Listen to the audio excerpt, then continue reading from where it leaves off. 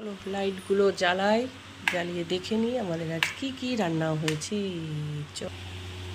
জ্বালাতে হবে।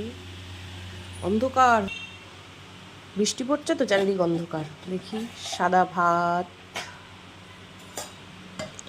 এটা হচ্ছে কুঁদরি ভাজা, পোস্ত ছড়িয়ে কুঁদরি ভাজা।